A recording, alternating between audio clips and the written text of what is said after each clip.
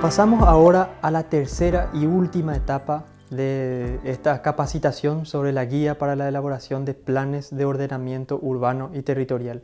Y quisiera insistir sobre el punto que la guía de la que estamos hablando es una guía que tiene que ser criticada, tiene que ser completada. Insisto realmente en este punto. Así que esta propuesta metodológica tiene que ser objeto de observaciones, de críticas para ir mejorando el concepto. Seguramente la práctica nos permitirá ir más adelante hacia la complementación de esta propuesta metodológica que se expone en la guía para la elaboración de planes de ordenamiento urbano y territorial.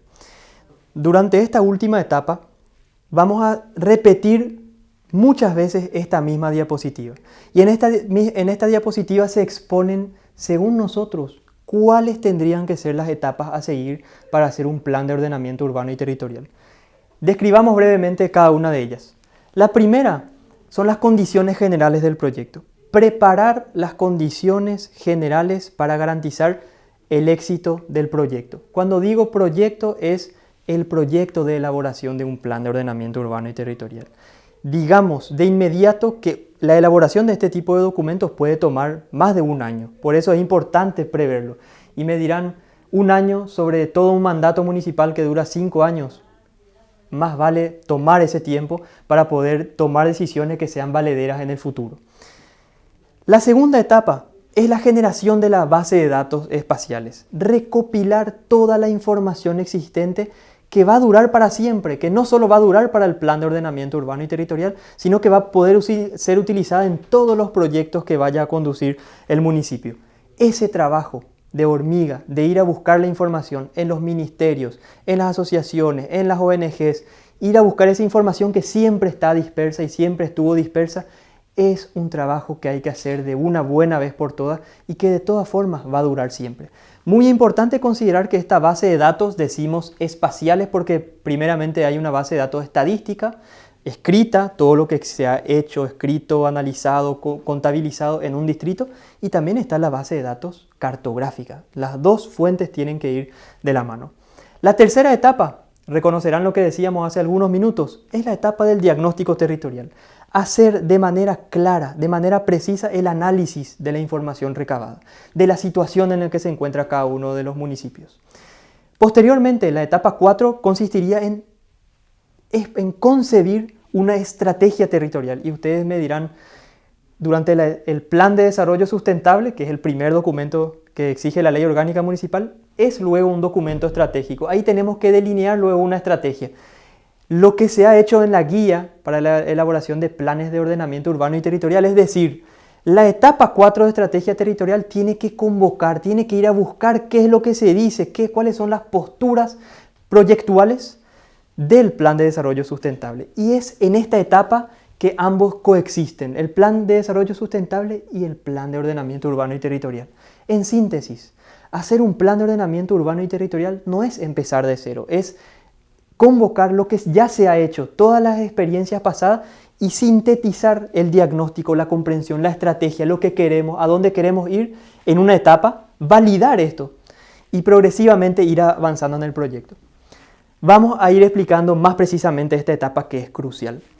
Posteriormente viene la etapa del proyecto urbano y territorial. En esta etapa es precisamente donde se diseña, se dibuja, se espacializa el proyecto en cartografía. Es por eso que ustedes ven acá que el logo apunta a la cartografía. Entender todo esto, el análisis, el diagnóstico, la estrategia, de una buena vez ponerla en el territorio, materializarla en el mapa. Como decía el geógrafo francés al que cité en la primera etapa de esta capacitación, la geografía sirve antes que todo a hacer la guerra. La cartografía sirve antes que todo a hacer la guerra. ¿Cómo actuar sin cartografía? Proponer un proyecto con un mapa es mucho más propicio al diálogo, al debate, a la confrontación, y es importante para tomar decisiones. Sin mapa, solo con fodas, con cuadros, con gráficos es difícil tomar decisiones en un plan de ordenamiento urbano y territorial. Es necesario avanzar en la espacialización, en el dibujo, en la concepción, en la representación gráfica de los proyectos para que tengan mayor sentido desde un punto de vista territorial. Y en un último momento se trata de los documentos legales. Aquí es el momento en que el Plan de Ordenamiento Urbano y Territorial redacta en términos jurídicos las leyes, las reglas a aplicar o no aplicar para cada zona del Plan de Ordenamiento Urbano y Territorial y por ende de los distritos, de las zonas urbanas también y de las zonas rurales. Ustedes me dirán, sí, la finalización, esta etapa es la etapa legal, es la reglamentación, es urbanismo reglamentario de reglas rígidas, sí, pero con flexibilidad. Sí, pero todas estas etapas me habrán permitido dibujar, conceptualizar una estrategia de gestión pública, de administración pública del territorio, respecto de las actividades económicas, de la infraestructura, de los equipamientos públicos, de todos los componentes de la actuación pública que tienen que ser sintetizadas dentro del análisis territorial, como dijimos anteriormente. Pasemos entonces a analizar cada una de estas etapas una por una con un poco más de precisión y empecemos con este gráfico que es el mismo que el que estábamos viendo anteriormente, solo que propusimos una forma circular para mostrar que la experiencia del Plan de Ordenamiento Urbano y Territorial no termina con los documentos legales. Retroalimenta las próximas experiencias. Ustedes saben que un Plan de Ordenamiento Urbano y Territorial tiene una validez, tiene un tiempo de duración. No puede ser válido durante 30 años. Cada 10 años, la ley no lo estipula claramente, cada 10 años, por ejemplo, se tiene que reactualizar. Esto no significa volver a hacer todo el documento, significa partir de la experiencia pasada y volver a actualizar las cosas. Si no empezamos esta primera etapa que es complicada, que es larga, de arrancar todo de cero, de generar bases de datos, de analizar, de pensarnos, de generar una estrategia, vamos a tener que recomenzar constantemente las mismas experiencias y gastar muchísimo dinero, muchísimo tiempo, muchísimos recursos, muchísimo esfuerzo, siempre sistemáticamente porque no hacemos bien las primeras experiencias. Por eso es importante lanzarse. La primera etapa entonces, preparar las condiciones generales del proyecto. Les va a parecer muy básico como primera aproximación, pero les aseguro que es una etapa fundamental.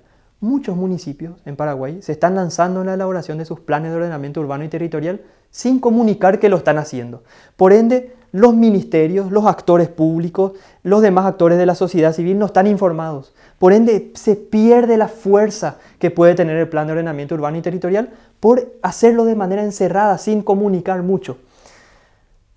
Cuando hacemos un plan de ordenamiento urbano y territorial, ¿cuáles son los actores que tenemos que convocar? 3 tipos de actores.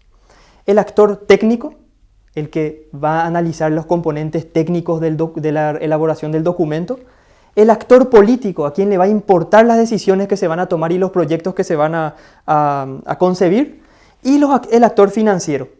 Ustedes me dirán, estos 3 actores están en un mismo municipio. El municipio tiene actores técnicos, actores políticos y actores financieros. En Paraguay la realidad es un poco más compleja porque generalmente la parte técnica muchas veces carece de recursos. La parte política muchas veces al no tener los recursos técnicos muchas veces se tienen que tomar decisiones apresuradamente o por la simple esencia política nos apresuramos para hacer tal o cual proyecto que conviene a los tomadores de decisiones.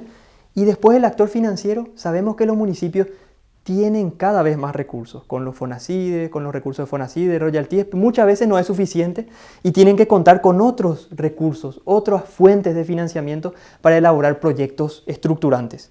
Y muchas veces se suman otros actores que vienen a complementar los actores del municipio. Hablamos de actores financieros que financian un proyecto, que financian un plan de ordenamiento urbano y territorial, que muchas veces vienen con sus actores técnicos en apoyo a los municipios. Entonces, es en ese ambiente que hay que pensar y concebir cuál va a ser mis pasos a seguir para elaborar un plan de ordenamiento urbano y territorial en mi municipio. Es muy importante tener en cuenta eso porque va a haber que negociar con el actor financiero. ¿Cuántos recursos me puede facilitar? ¿Cuánto yo tengo a disposición? ¿Qué técnicos yo tengo a mi disposición para poder iniciar el proyecto? ¿Cuál es la predisposición del actor político a tomar las decisiones? Es preparar el proyecto, anticipar, planificar la planificación. De eso se trata. Cuando nos podemos preguntar también, ¿qué otro tipo de actores podemos convocar? Recién decía que hay muchos municipios que se lanzan en la elaboración de sus planes de ordenamiento urbano y territorial que lo hacen solo, sin comunicar. Es muy importante iniciar el proceso de comunicación con las instituciones estatales, los ministerios, las secretarías, de modo que tanto el MOPC, Ministerio de Salud Pública, Ministerio de Educación, el MUV, Ministerio del Urbanismo, de la Vivienda y Hábitat, estén al tanto que tales municipios se lanzan en la elaboración de su documento. De tal modo van a poder facilitar información, van a poder estar en contacto estrecho. Las gobernaciones también, hay que convocarlas a la elaboración del Plan de Ordenamiento Urbano y Territorial. Las gobernaciones son actores que financian proyectos, que hacen cosas, que invierten, que actúan en el territorio, que tienen una postura política también. Es necesario involucrarlos. Ustedes me dirán, esta perspectiva puede ser un poco inocente. Sabemos bien que políticamente hay gobernaciones que no se entienden con ministerios por las diferencias políticas o con municipios, pero es importante convocar, informar que se está lanzando la elaboración de un plan de ordenamiento urbano y territorial. Los consejos locales de desarrollo en los diferentes municipios. Los actores económicos privados, involucrarles, convocarles, informarles que se está elaborando un plan de ordenamiento urbano y territorial, o por lo menos que esa es la intención para saber cómo ellos se van a posicionar, cuáles son los intereses que van a defender. Las asociaciones locales de cultura, salud, deporte, servicios, quienes también tienen sus intereses a aportar y sus aportes son fundamentales para la elaboración del documento. Los representantes de la ciudadanía, las entidades binacionales. En nuestro país, estas entidades financian muchos proyectos y muchas veces financian proyectos que no están enmarcados dentro de una planificación global. Hacen un proyecto puntualmente y el proyecto muchas veces puede tener más o menos éxito porque no sea complementada con otras acciones del municipio y compañía. Muy importante también orientar los proyectos que ellos van a poder financiar. Los bancos de financiamiento internacional, el BID, la CAF, otros actores excesivamente importantes, el Banco Mundial, quienes tienen proyectos, quienes invierten en infraestructura, quienes invierten en proyectos puntuales, es absolutamente necesario orientar también su acción, hacerlos partícipes a los municipios dentro de las decisiones de ellos. Los organismos de cooperación internacional, ¿cuántos son importantes en este país? La JICA, la COICA, la GIZ, la ESID, la AXI, la Agencia Francesa de Desarrollo, que apunta quizás a actuar en el Paraguay, la USAID, la Unión Europea, tantos actores de los que escuchamos hablar cotidianamente. Es absolutamente necesario enmarcar su acción dentro de los municipios, que el Estado, las gobernaciones y el municipio en este caso, con el plan de ordenamiento urbano y territorial, pueda conducir, orientar estos proyectos. No sea que ellos vengan en los municipios, hagan su proyecto como les parecía mejor hacerlo, sin que el municipio tenga una vela en el entierro para decir, yo pienso que esto vendría mejor acá, este proyecto me vendría mejor si es que tal otro financista puede financiar esto. Entrar en sinergia y en coordinación de todos estos actores que intervienen en los territorios en Paraguay. Las organizaciones no gubernamentales, cuán numerosas también ellas. Las universidades públicas y privadas que solo esperan a veces que se les convoque, que se les anime a los estudiantes a hacer ciertos trabajos que pueden ser de beneficio directo para los municipios. Así también como los municipios vecinos. Muy importante preparar esta etapa. El POUT tiene que movilizar por ende una estrategia de comunicación. Hay que superar el esquema según el cual el Estado es el actor protagónico de la planificación territorial, de la conducción de los proyectos. Estado con ONGs, con organismos de cooperación internacional, con organismos financistas. El municipio tiene que tomar la posta, tiene que enmarcar estas acciones. Por ende, es importante comunicar, es importante estar al contacto permanente con estos actores. Cuando uno trabaja en la función pública, en un municipio, en un departamento o en el Estado, se da cuenta que siempre el intercambio es permanente con esta panoplia de actores que intervienen en los territorios. Por ende, la movilización de esta diversidad de actores es fundamental. Hablábamos también de planificar la planificación. ¿De qué se trata? De programar la planificación, de programar el plan de ordenamiento urbano y territorial.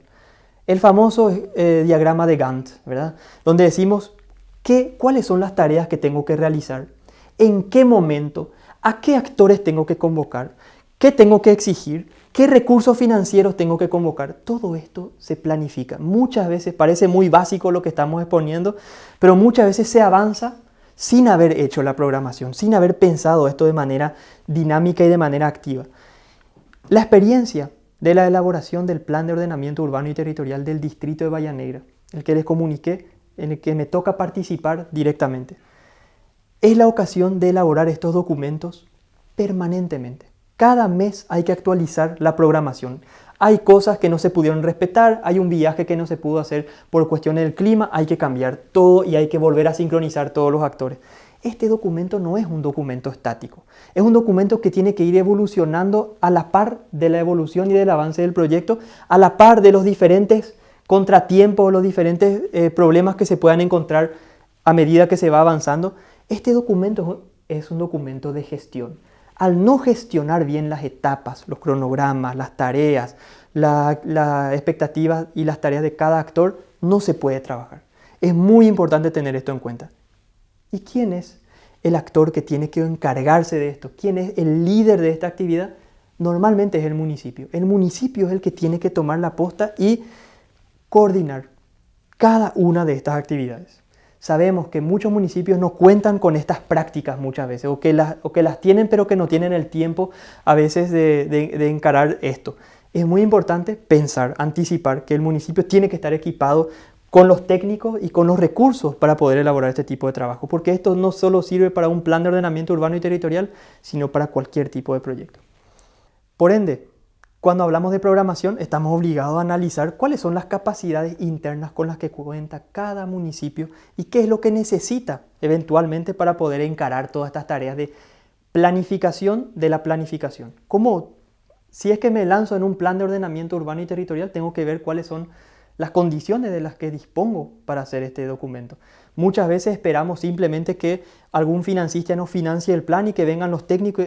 El municipio tiene que ser partícipe de ese proceso y saber qué tiene en interna para poder coordinar un equipo consultor, por ejemplo, que venga a hacer el trabajo o hacer el trabajo en interna, desde la municipalidad. Hay entonces dos modalidades. O el municipio se lanza porque tiene suficientes capacidades internas solo en la elaboración de su documento, o bien se contratan directamente o indirectamente a equipos especializados, pero que el municipio tiene que enmarcar y controlar. Muy importante también. Tenemos que pensar qué tipo de perfiles podríamos necesitar para encarar un plan de ordenamiento urbano y territorial. Esta es una lista un poco grosera, podríamos completarla, podríamos sacar algo, no sacar algunos perfiles, pero sobre todo completarla. ¿Qué tipo de perfiles se necesita para elaborar un plan de ordenamiento urbano y territorial? Sin ninguna duda que arquitectos, urbanistas, geógrafos, ingenieros ambientales. ¿Cuántas carreras de ingeniería ambiental en este país? ¿Cuántos ingenieros ambientales? Ingenieros civiles, ingenieros forestales, ingenieros agrónomos, abogados, especialistas en derecho catastral. Muchas veces van a surgir conflictos de ocupación de la tierra, problemas con los títulos. Sabemos en Paraguay que la situación de nuestro catastro deja mucho que desear. Es necesario tener estrategias para poder mejorar algunas condiciones o poder encontrar soluciones ante situaciones difíciles en el ámbito catastral. Administradores encargados de proyectos. Este quizás hubiera sido el perfil principal que tendríamos que poner arriba. El que administra, el que está encargado de la conducción, de la organización del proyecto. Simplemente con contar con gente en los municipios que atiendan los teléfonos, que organicen las reuniones, que preparen los insumos necesarios, las visitas a campo, la recopilación de las bases de datos. Podemos decir que este perfil es el aceite que permite funcionar el engranaje. Y es absolutamente necesario contar con este tipo de perfiles. Ustedes me dirán, es muy complicado, se necesitan demasiados perfiles, se necesita demasiada gente, demasiados recursos. Es necesario encarar este trabajo de manera seria para saber cuánto nos falta para tener las condiciones óptimas para elaborar un plan de ordenamiento urbano y territorial. Si no lo hacemos, no lo sabremos precisamente. Esa es entonces la primera etapa, la preparación de las condiciones generales desde el proyecto. ¿Cómo me preparo para encarar la elaboración de un plan de ordenamiento urbano y territorial? Si no me preparo bien, el documento va seguramente terminar como muchos documentos y muchas guías dentro de un cajón y no va a servir para gran cosa. Entonces es absolutamente necesario anticipar eso para garantizar el mayor éxito para un plan de ordenamiento urbano y territorial. La segunda etapa, decíamos, es la de generar una base de datos que va a servir para siempre. El trabajo tedioso que representa ir a buscar toda la información en los ministerios, en las asociaciones, allí donde esté disponible la información, es un trabajo que hay que empezar de manera sistemática en los municipios. A través de los proyectos que permitieron la conducción de esta capacitación también ha sido la ocasión de sistematizar la mayor cantidad de información disponible para poder brindarla a la mayoría de los municipios del país, mejor dicho, a todos los municipios del país, para que tengan la base. Lo que existe, bien o mal, poco o mucho, tiene que ser transmitido. Esa base de datos sistematizada de toda la información estadística, la mayor parte por lo menos, toda la información cartográfica es compartida con los municipios, de modo que ellos puedan empezar a trabajar. Por ende, ¿en qué consiste esta etapa? Centralizar toda la información existente sobre el municipio, así como la de los municipios vecinos. Me importa también saber qué está haciendo el municipio vecino, en qué me puede impactar la política de él o la situación geográfica de él o simplemente la situación que está experimentando. Cada municipio debe conformar una base de datos estadística, escrita y cartográfica. Todo lo que exista, todo lo que se haya escrito sobre el municipio también tiene que ser sistematizado. Tiene que haber una plataforma donde esté todo sistematizado. A mí me tocó realizar una tesis doctoral sobre las ciudades intermedias emergentes en el interior de la región oriental. ¿Cuánto hubiera deseado contar con informaciones históricas escritas sobre las ciudades que analicé? No contaba prácticamente con nada. En el mejor de los casos, algunos docentes se habían animado a hacer la historiografía y la historia, sobre todo, de sus municipios, y esos libros estaban en alguna biblioteca difícilmente conseguibles. La base de datos cartográfica es un instrumento para la toma de decisiones que tiene que basarse en evidencia. La base de datos, este trabajo de centralizar la información, es un trabajo que va a servir para siempre en el municipio. Centralizar eso en el municipio, que la municipalidad pueda contar con esa información, es una condición sine qua non para poder cambiar las condiciones en las que realizamos proyectos y en las que coordinamos en los municipios. Es conveniente también mapear todas las intervenciones realizadas o proyectadas en el municipio. Hay un proyecto de vivienda social en el municipio tiene que tener mapeado dónde va a estar ese proyecto. Hay un proyecto para instalar una planta de tratamiento de agua potable. El municipio tiene que saber dónde va a estar ubicado, dónde están incluso las cañerías para poder conectar esa planta de tratamiento con las viviendas. Todo eso tiene que estar sistematizado. ¿Entienden ustedes la importancia de esta etapa? ¿Por qué la base de datos es crucial? Porque si es que no tenemos eso sistematizado, muchas veces perdemos poder. Hay una frase muy famosa que dice que la información es poder. En este caso, se apunta a que los municipios puedan empoderarse de las situaciones de su territorio, de los proyectos en curso, de los eventuales conflictos que se pueden armar. La base de datos es una herramienta estratégica que no solo va a servir para el plan de ordenamiento urbano y territorial, sino para todas las actuaciones venideras. Brevemente les estaremos mostrando algunas informaciones que sistematizamos y que vamos a poner a disposición de todos los municipios del país. Informaciones que a veces están incompletas, informaciones que a veces no son lo suficientemente precisas, que presentan incluso a veces algunos errores, pero mejor que nada. También es importante considerar que estas bases de datos, cuando hablamos de bases de datos cartográficas, tienen que estar georreferenciadas. Existen softwares, existen programas de libre acceso, gratuitos, que permiten mapear de manera georreferenciada líneas, polígonos y puntos en una plataforma cartográfica. Esto es fundamental para poder coordinar y sincronizar todas las bases de datos. Cuando digo sincronizar una base de datos, ¿qué significa? Significa que puedo superponer capas en un mismo documento. No sea que el Ministerio de Educación y Cultura tenga su base de datos y su mapa que me pasó en PDF, en Word, y que el Ministerio de Salud tenga la suya que me pasó también en un PDF que no se lee muy bien o que no tiene la misma resolución. ¿Saben ustedes lo complicado que es poner todo esto en sincronización? Los documentos de acceso libre y gratuito de información georreferenciada permiten generar capas donde esté toda la información. Les paso algunos detalles de la situación de algunos municipios que, por ejemplo, con el catastro, tienen los polígonos de cada una de las parcelas catastradas en un AutoCAD, en un documento aparte que no permite concatenar información para cada parcela. Esto significa que se tiene un documento en AutoCAD de las parcelas y un documento en Excel, por ejemplo, donde se tiene la información de cada una de las parcelas. Cuál es la superficie del terreno, cuánta superficie de metros cuadrados construida, si está construida o no, cuánto tiene que pagar de impuesto inmobiliario, todo eso está separado. Esta es la ocasión de cambiar eso y de sistematizar la información. Así que si vamos mostrando un poco la secuencia de las informaciones que podríamos empezar a sistematizar, acá tenemos los límites distritales. Empecemos por ahí. ¿Cuál es el límite de los distritos?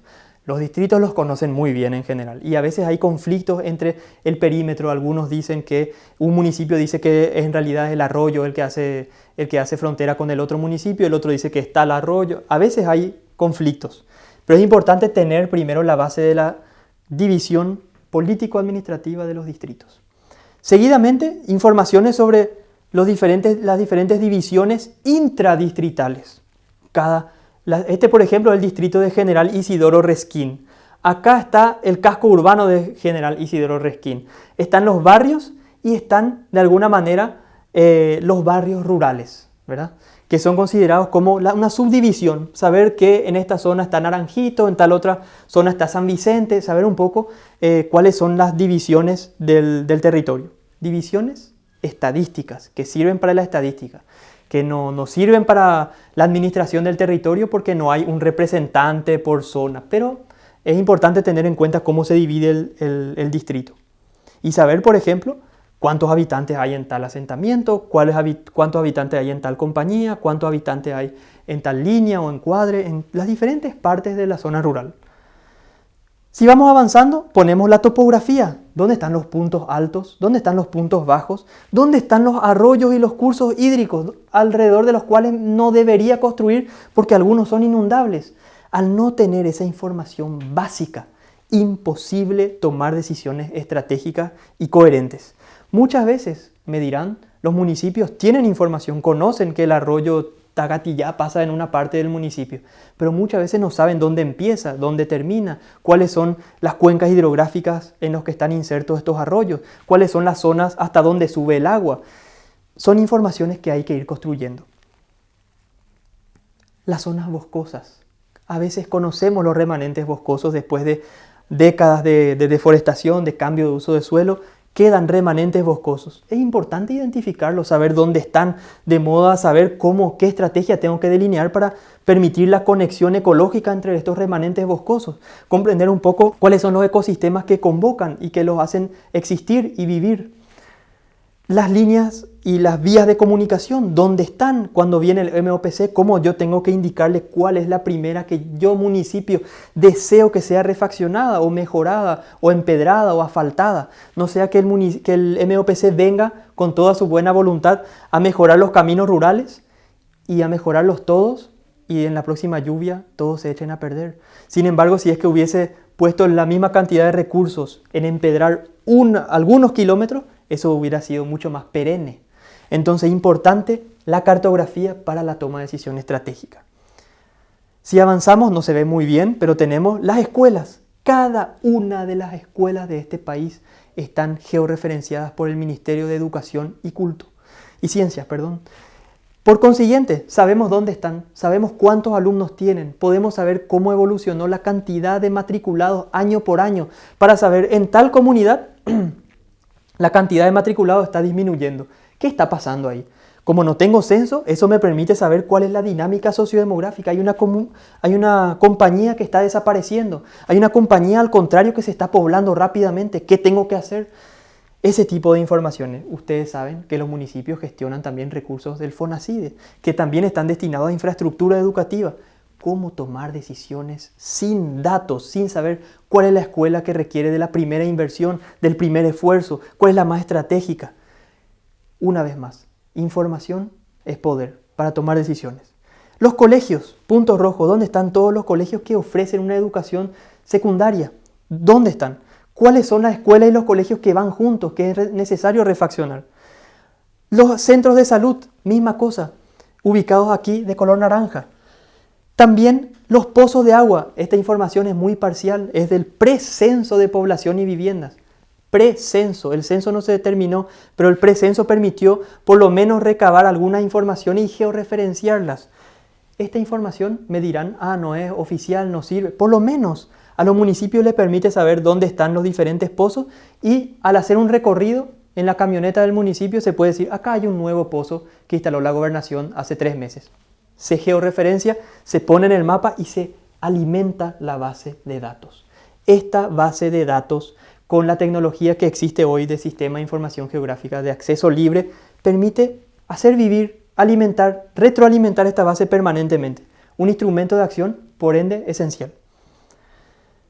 También se tiene que tener información sobre el catastro. Hablamos del catastro, es una pata muy sensible y frágil y esencial para los municipios porque permite recabar los impuestos.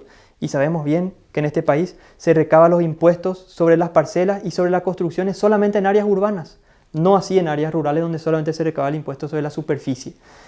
Es muy importante tener en cuenta que hay que actualizar el catastro. Cuando se dice actualizar el catastro, se actualiza la cartografía catastral para saber cómo son los lotes, dónde está construido y dónde no está construido, quién necesita un servicio básico de agua potable, electricidad, luz, saber un poco cómo está configurado la propiedad, que es un elemento esencial de nuestra sociedad, la propiedad, los lotes, las parcelas y compañía. Y saber cómo, por ende, tener una estrategia de recaudación de impuestos. En un país donde faltamos y nos faltan muchísimos recursos, también tenemos desafíos inmensos en esta materia. Pasamos entonces a la siguiente fase, el diagnóstico territorial. Con toda la información recabada, por ejemplo, sobre educación, sobre salud, sobre infraestructuras de comunicación, ¿cómo analizamos esa información? Cuando decía la distribución de las escuelas, de los colegios, ¿cómo analizo dónde hay más alumnos, dónde hay más presión demográfica, hay más alumnos, hay más cantidad de alumnos que requieren de servicio y dónde hay menos? Ese análisis se hace en el marco del diagnóstico territorial. Y aquí ya es importante empezar a mapear. Con toda la base de datos que generé, continuar la cartografía, analizar, bueno, en tal zona tengo más necesidades, en tal otra zona la población me pone presión demográfica, por ende tengo que actuar más rápidamente. Y siempre hacer un ida y vuelta entre la cartografía, lo técnico del mapa y lo escrito. Hay que analizar la información, no basta con tener el mapa, hay que analizar. De modo que cuando el actor político, el intendente, la junta municipal diga cuál es la primera escuela que deberíamos refaccionar, yo tenga en mente el mapa con mis escuelas y también el análisis escrito de eso, de decir, bueno, acá en esta zona hay presión demográfica, esta escuela está creciendo mucho, tiene muchos matriculados, tiene problemas con el tanque de agua, esta otra escuela está perdiendo matriculados. Entonces, por ende, la estrategia es diferente. Intendente, conviene primero actuar en esta escuela, conviene también hablar con el Ministerio de Salud para que el centro de salud que está al lado también reforcemos, así sucesivamente. Tomar decisiones con un diagnóstico gráfico, cartográfico y diagnóstico escrito.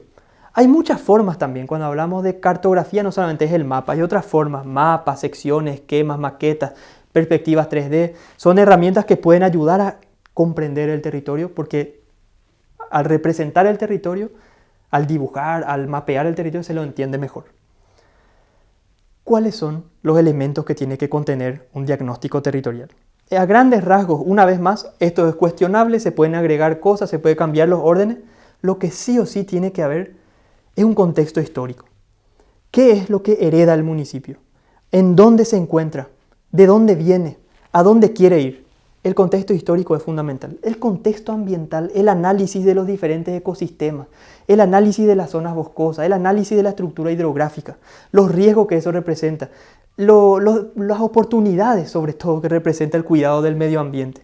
El contexto urbano y rural. En un municipio crece mucho la población urbana, baja la población rural, aumenta, se estanca. ¿En qué zonas? Comprender un poco el modelo de la ocupación humana y sus dinámicas. Cómo se mueve todo eso. El contexto demográfico, social y cultural. La estructura social de los municipios. ¿Cuántas personas son asalariadas? ¿Cuántas personas trabajan en la chacra en el sector primario? ¿Cuántas personas son propietarias? ¿Cuántas personas son comerciantes?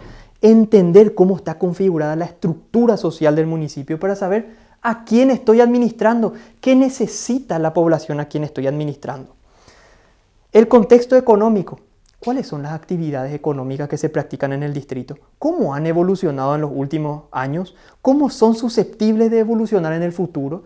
¿Cómo es susceptible de evolucionar el sector comercial de mi ciudad? ¿Cómo es susceptible de evolucionar el sector industrial todavía débil, frágil en la mayoría de los distritos? ¿Qué tengo que hacer si es que quiero reforzar el sector industrial? Si es que tengo un inversionista que quiere instalar una industria en mi municipio, ¿qué le propongo? ¿Dónde le propongo? ¿Cómo tengo que hablar con el Ministerio de Educación para prever una formación para tal tipo de actividad industrial? Todas esas actividades se trata de manejar la información, de analizarla para poder tener el poder de comprender.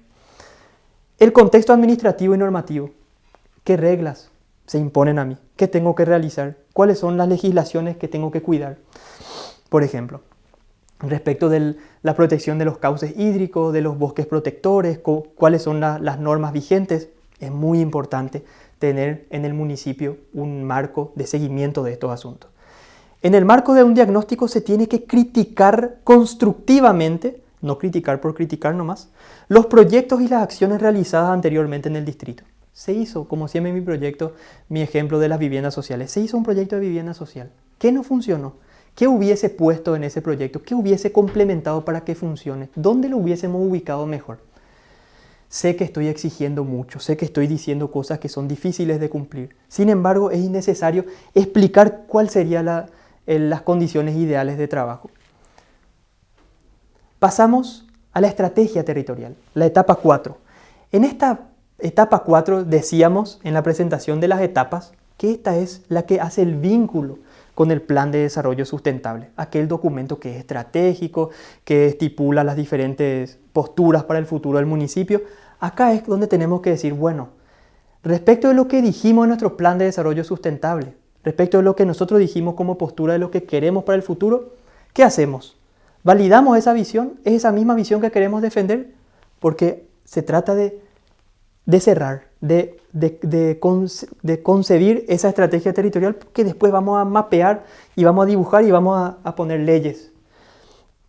Por ende, la estrategia territorial es absolutamente crucial.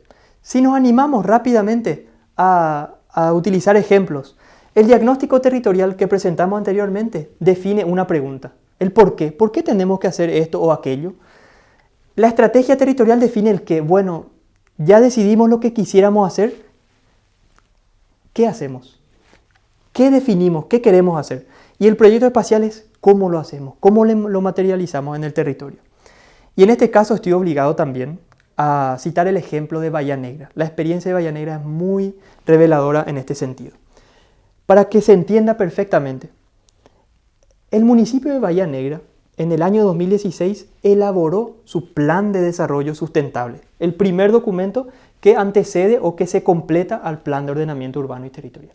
Elaboraron este documento, hicieron un análisis FODA, dibujaron más o menos el futuro escenario del territorio, dijeron cómo quisiéramos que sea el municipio en el futuro. Lógicamente, encontraron algunos proyectos que quieren desarrollar, es decir, definieron un programa. Quiero alcanzar esta situación, necesito hacer tal y cual proyecto. Entre estos proyectos habían numerosas iniciativas, reforzar el sector turístico, favorecer la instalación de un hotel cerca de la ciudad, favorecer un circuito turístico de recorrido en el río Paraguay, instalar un nuevo centro de salud, mejorar la escuela que está en tal parte. Habían algunos elementos del programa. Se delineaban qué vamos a hacer. En este caso se trata exactamente de eso. Cuando nosotros iniciamos 2 años más tarde el Plan de Ordenamiento Urbano y Territorial, incorporamos el Plan de Desarrollo Sustentable y dijimos, ¿qué es lo que quería Bahía Negra en el 2016 cuando presentaron este documento? Le mostramos a los equipos municipales y a los actores del territorio, ¿esto es lo que se sigue queriendo? Sí, pero hay otras cosas que queremos hacer. En 2 años se fueron superponiendo otros elementos al programa. Queremos modificar la ubicación de nuestra pista de aviación, queremos hacer un campo comunal, queremos prever las zonas de extensión de la ciudad porque pensamos que va a crecer más la ciudad y compañía. Por consiguiente, la estrategia territorial fue el qué vamos a hacer y qué tipo de proyectos vamos a realizar. Y el plan de ordenamiento urbano y territorial va a materializar eso, va a analizar eso y va a cartografiar ese proyecto. Va a volverlo tangible. ¿Dónde poner la pista de aviación? Bueno, ¿se quiere mudar la pista de aviación? Sí. ¿En dónde? ¿En qué zona? ¿Se quiere extender la zona de crecimiento de la ciudad? Sí, pero ¿dónde? ¿Cómo lo hacemos? Precisamente, ¿cómo lo hacemos? ¿Dónde lo hacemos? ¿Con qué condiciones lo hacemos? De eso se trata. La estrategia territorial es definir un programa, basándose en lo que ya se hizo anteriormente, el Plan de Desarrollo Sustentable, completando eso y actualizando eso, y después definir el cómo. La estrategia territorial es muy importante en ese sentido. ¿Qué vamos a hacer? Por ende, el Plan de Ordenamiento Urbano y Territorial se apoya en el Plan de Desarrollo Sustentable para definir el programa a ser implementado por el POUT, los elementos del programa, modificar la pista, mejorar tal escuela, prever zonas de extensión para la ciudad, prever circuitos turísticos y compañía. Esa es a grandes rasgos la etapa de la estrategia territorial, el qué vamos a hacer. Pero ese qué vamos a hacer tiene que estar definido por el cómo vamos a hacerlo. Viene el momento donde se concibe el proyecto urbano y territorial, se mapea las disposiciones de la estrategia territorial, se plasma en la cartografía cómo va a evolucionar la ciudad, dónde instalar los equipamientos, dónde extender la pista de aviación, dónde modificarla, dónde prever la zona de crecimiento de la ciudad, y ahí se habla con la ciudadanía y con los actores del territorio. ¿Conviene hacer esto? ¿No conviene hacer esto? ¿Cómo avanzamos? Este proyecto espacial, este proyecto territorial, se compone de 3 subetapas. La guía propone 3 subetapas para ir construyendo de a poquito. La primera etapa es un anteproyecto sucinto. Se prevé, bueno, ¿cuál es la primera tirada? Una primera versión. ¿Qué podríamos hacer? ¿Dónde ponemos la pista de aviación? ¿En qué zona conviene? Si la ubicamos acá, tenemos que hacer tantos metros cúbicos de relleno. Si la instalamos acá, tenemos el problema que hay un curso de agua. Esta es la zona más favorable. Una primera etapa. ¿Dónde prevemos la zona de extensión de la ciudad? Se empieza a materializar el proyecto.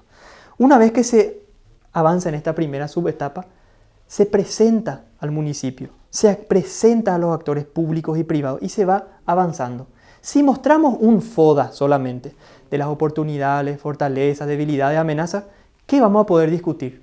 Se puede discutir poco. Con una cartografía se puede discutir de manera más amplia. No, esto conviene hacerlo acá, porque es la materialización de un proyecto más abstracto. La segunda etapa es ir afinando ese primer anteproyecto sucinto. La segunda etapa se llama anteproyecto definitivo, pero no es el anteproyecto detallado, el proyecto final.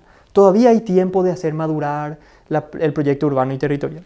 En un tercer momento se avanza hacia el proyecto detallado. Es como si progresivamente fuéramos ajustando y afinando todos los componentes del proyecto urbano y territorial. Como saben, este proyecto urbano y territorial tiene que ser explicado. No es que solamente ahí está la cartografía y tiene que convencer a todo el mundo. Tienen que explicarse las decisiones a ser tomadas. Por ejemplo, en materia de crecimiento futuro de la ciudad, las zonas de expansión. ¿Por qué ahí y no en otro lugar? ¿Por qué se orientan las vías de comunicación de tal o cual sentido? La ubicación y la naturaleza de las infraestructuras de comunicación. Al mapear se puede saber cuántos metros necesito de extensión de las líneas de electricidad. ¿Cuántos metros? ¿Cuántas calles? Empieza a avanzar en la programación. No se define precisamente, pero se dice, si yo hago crecer la ciudad acá, necesito tal y tal tipo de infraestructuras. Se empieza a programar. El POUT ya es la programación de las acciones. Por ende, el POUT no es un documento que solamente queda en el papel, es un documento que ya permite avanzar hacia la concretización de proyectos específicos. Eso, el plan de ordenamiento urbano y territorial, la etapa del proyecto tiene que estar compuesta con planos, mapas, secciones para entender la topografía de los sitios, para explicar que tal barrio tiene que instalarse en tal o cual zona en función del escurrimiento de las aguas, de esquemas para entender, para explicar a la ciudadanía, perspectivas 3D, eventualmente también maquetas. Diferentes formas de representación en todo caso.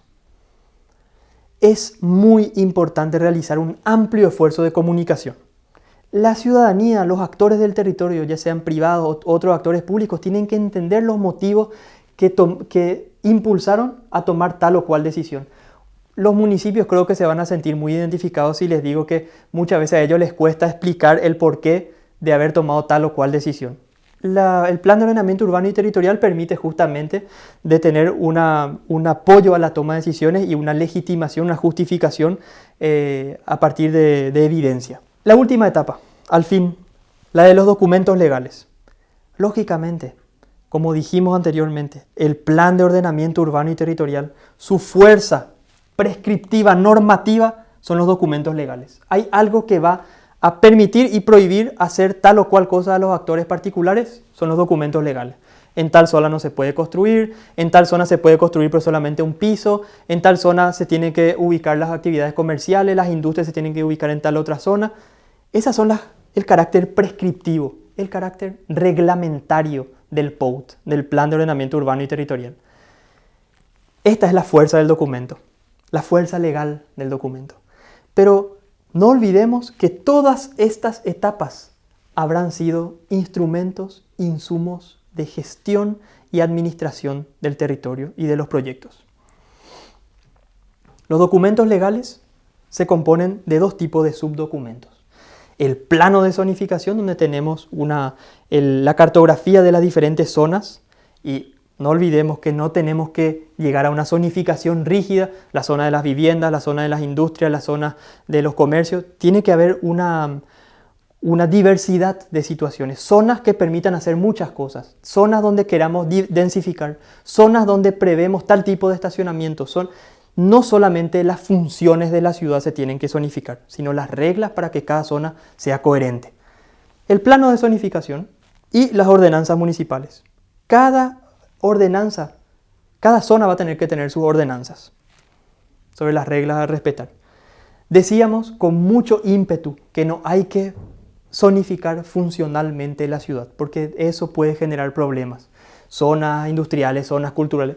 Sin tener esa zonificación funcional, tenemos que, por lo menos, poder distribuir las diferentes actividades y, sobre todo, distribuirlas de manera diversa. Zonas donde se permita diferentes tipos de funciones, pero una función no se permita. Por ejemplo, en una zona se puede permitir el uso residencial, se puede permitir los negocios y la vitalidad económica del consumo, pero no se puede permitir tal tipo de industria, por ejemplo.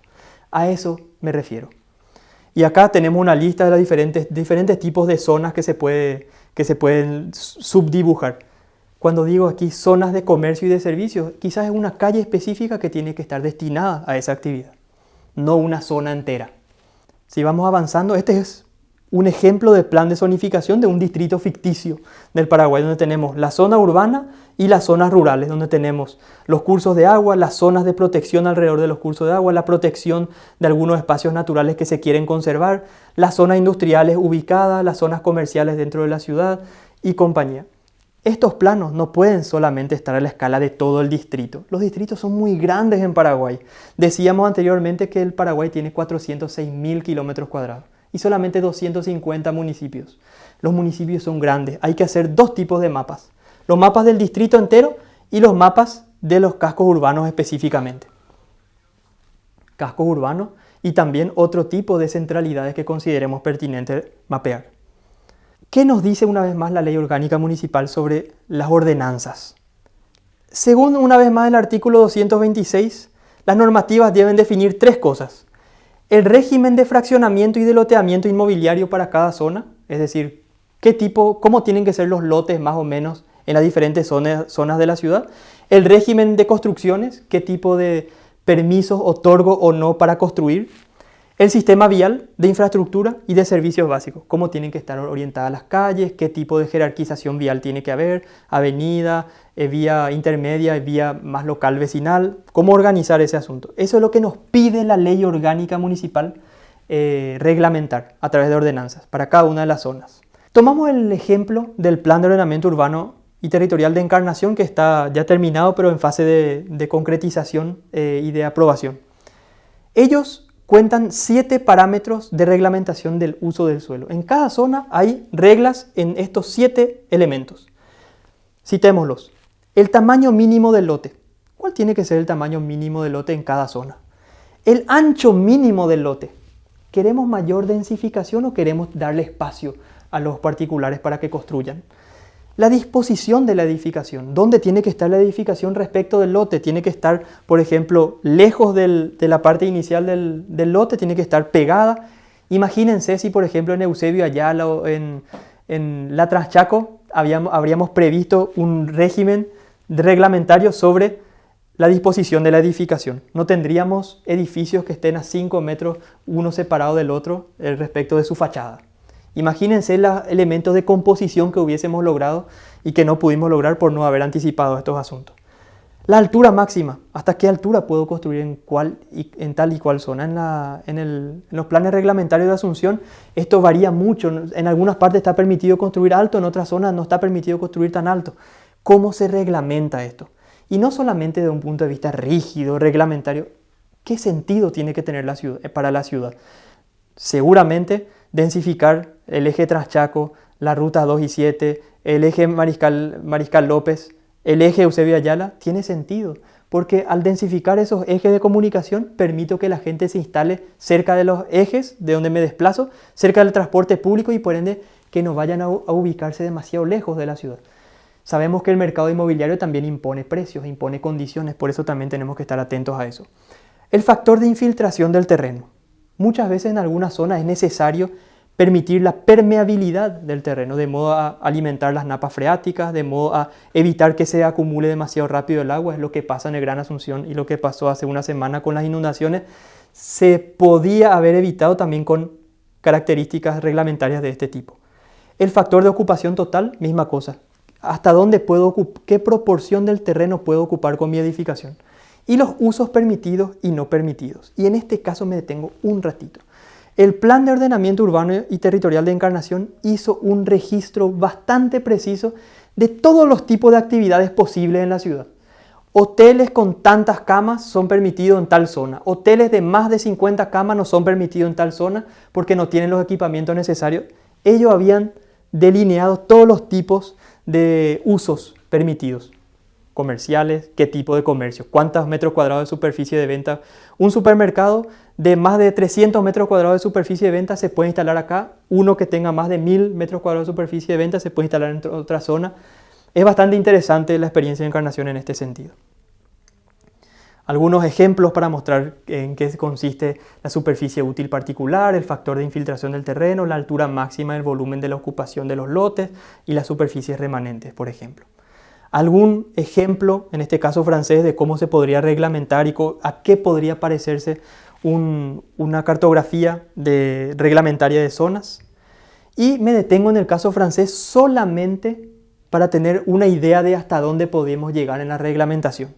No se trata de querer reglamentarlo todo, tener una actitud punitiva y controlar todo. Se trata solamente de encontrar la creatividad en la ley de lo que se puede regular y no para el interés general. Solo a modo entonces de referencia cito algunos ejemplos. El Plan Local de Urbanismo francés prevé un reglamento para cada zona de su Plan de Ordenamiento Urbano y Territorial. Hay un reglamento con 16 artículos. ¿Cuáles son estos artículos? Artículo 1, usos prohibidos. Si me encuentro en tal zona de la ciudad, hay usos que no puedo practicar, que no puedo realizar. Un hotel de más de 300 habitaciones no puedo desarrollar en tal zona de la ciudad. Los usos permitidos bajo condiciones particulares. En algunas condiciones se permite tal o cual uso. Las condiciones de accesibilidad vial. Para poder construir, para poder elaborar tal uso, tengo que tener ciertas condiciones de accesibilidad vial. Si no tengo un cierto ancho de las calles o si no tengo tantos lugares de estacionamiento, no se puede. ¿Por qué? Porque voy a generar congestión con el estacionamiento, con el tránsito. Todo esto se reglamenta. La situación del agua, de los servicios básicos de agua, electricidad y saneamiento.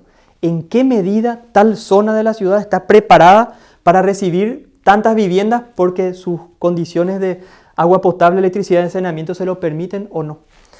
La superficie mínima para admitir construcciones.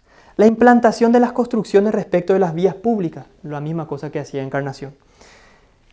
La implantación de las construcciones respecto de los límites del lote. ¿Tienen que estar pegadas las construcciones unas con otras o tienen que estar separadas? Es importante en algunos casos. La implantación de construcciones en un mismo terreno. En Paraguay esto es fundamental porque muchas veces los hijos construimos en el terreno de los padres mientras tanto. Entonces, ¿en qué lugares se puede, en qué lugares no se puede hacer?